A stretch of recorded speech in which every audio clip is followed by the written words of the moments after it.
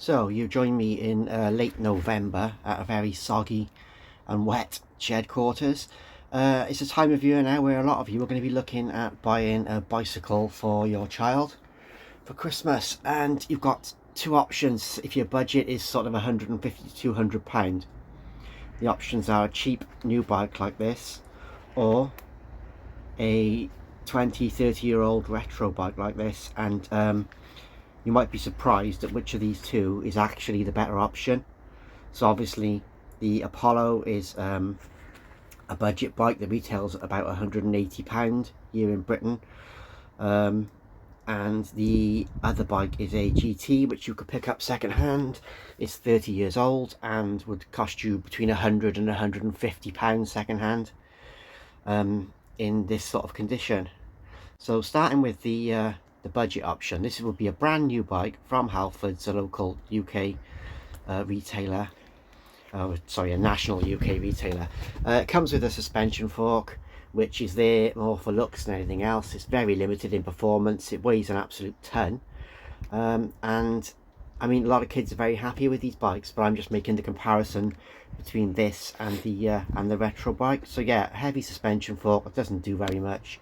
Plastic brake levers, which will snap in a crash or even with heavy use. Grip shift, which is a super budget option that not everybody gets along with. You do get an aluminium frame, but obviously it isn't going to be a fantastic quality frame at this price point.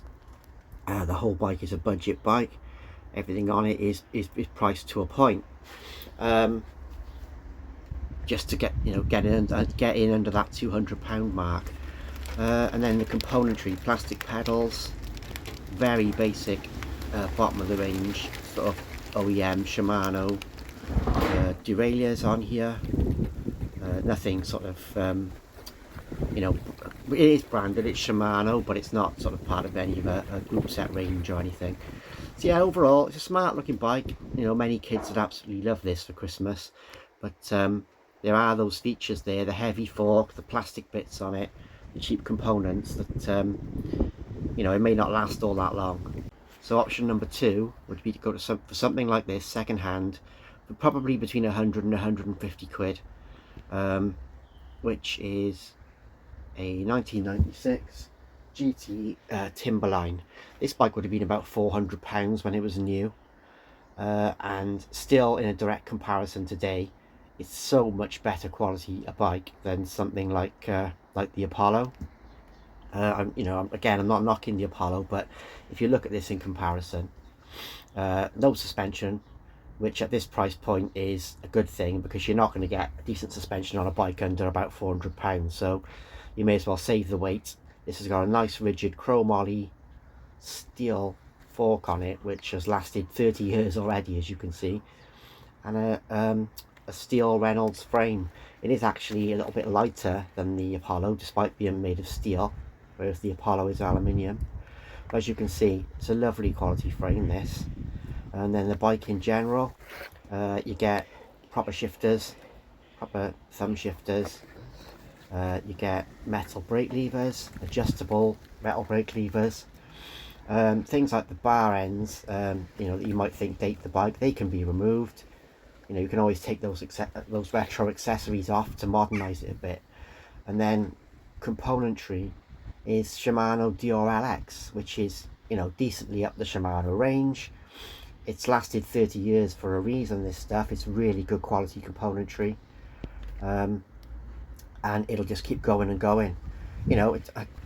Things like the brakes, just everything is just so much better quality than you get on your supermarket or your budget motor store bike. Metal pedals, you could remove the toe clips obviously, because they are a bit retro and they age the bike. But overall, I think the look of this bike is actually, it still looks pretty cool, it still looks pretty modern, and up against the Apollo, I think it holds its own looks wise, and I don't think a child that was going to get that Apollo for Christmas would be disappointed with getting this instead, and this would last them so much longer.